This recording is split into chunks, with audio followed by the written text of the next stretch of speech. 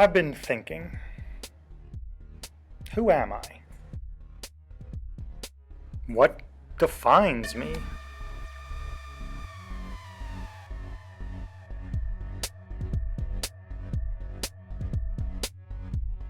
As I've been thinking about me and the end of the school year, I've been teaching for over 2 decades now. There have been so many events, so many students, so much learning. So does that define me?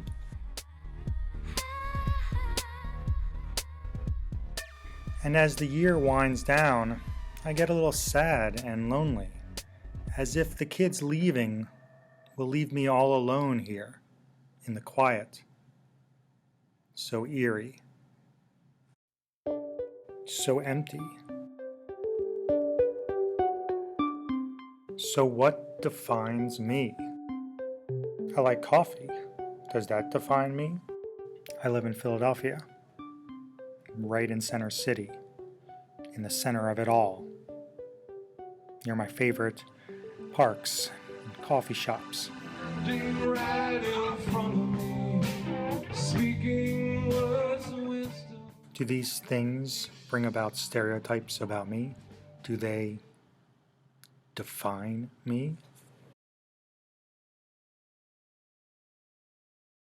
Throughout the year, I ask them to constantly think about what makes them, their values, beliefs, fears, hopes, dreams, ideas. In essence, what is their essence?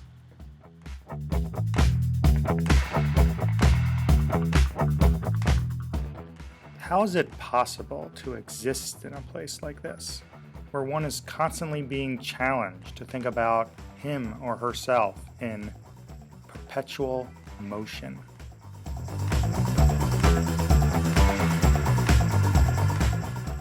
And with a flip of a switch, I'm a teacher, a mentor. I'm also a husband and a father. But also, it's so much fun to pretend that you have the finesse of a Frenchman, the calculations of a nerd, and the ruthlessness of a gangsta. I am also the experiment, the scientist, and the seeker. Yes, I was the kid who went down old dusty roads to shake the dust. I used to read the encyclopedia because I thought it was fun. I'm the kid who read National Geographic because they showed naked people. Okay, maybe that's a little awkward and a lot pathetic, but let's be honest. In junior high, with absolutely no chance of kissing a girl, I was exactly that. One girl I did have a crush on, the gorgeous Nancy Anderson. Yes, of course, I still remember her name. Didn't even know who I was, except that I was the boy who threw things at her in art class. It's as if I had a tumbleweed six-pack. That's how I thought you picked up sexy Chiquitas. Blame that on my older brother, the bastard.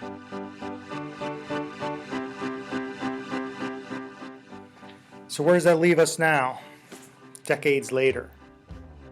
I'm a teacher, and when I teach about the seriousness of this world, it makes me so mad sometimes, and then I feel like a tired old bastard, the lonely high-top sneaker at the bottom of the Goodwill pile. But then I witness the sublime art of Coltrane, Lennon McCartney, Reggie Watts, and I'm at peace. It's all in me, my pacifist side with the violent streak a mile wide, and my violent side with the pacifist vibe. There are just so many elements that make me, me. From celebrating the joys of life, to the challenges, the excitement of mentoring, witnessing beautiful art, exploring art with others, jamming, talking about things that matter with friends and family and students.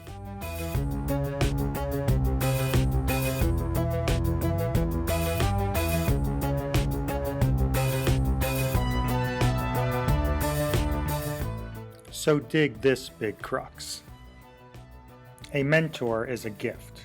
My mom and dad must have been criminally insane.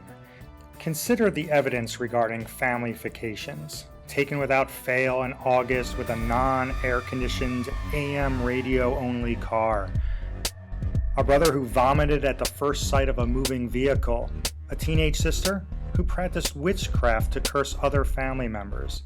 A father who had a horrible sense of direction, and a mother who refused to read a map. Amazingly, I still love to travel. We traveled to see, taste, touch, and smell the world. There was not a museum or historic destination, beach or amusement park, river, mountain, not worthy of our attention. That love is in me still. I have lived alone in Paris, honeymooned in Italy, stayed at the U.S. Embassy in Moscow.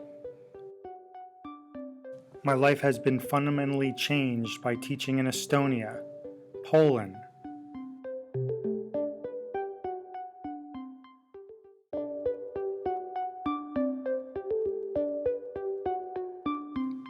I've hiked glaciers in America, volcanoes in Hawaii. I pet a zebra. No matter the country, the place, I remember the lessons my parents taught me, and I still speak to my brother and sister. Besides my parents, two amazing individuals shaped me, Steve Younger and Terry Conlon. With each passing year, my respect and admiration for them grows. They had obvious differences: old, young, male, female, gym teacher, English teacher.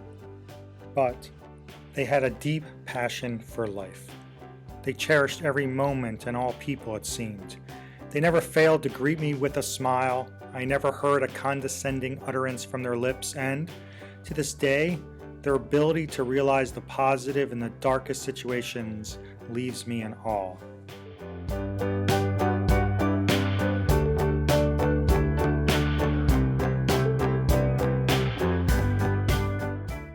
My identity is also formed by my present and my students, who impress me day after day with all that they create. So in the solitude and vacuum that the end of the year is, I sit alone and walk among places you have been, and sit once again knowing that next fall will come again, as I know a stone will fall if I drop it in this stream, forming ripples that reverberate within me and hopefully beyond my physical form. I am a teacher, a mentor, and a friend. Also a husband and father. And we can only separate these things on paper, for all these things together make me who I am and what I will offer.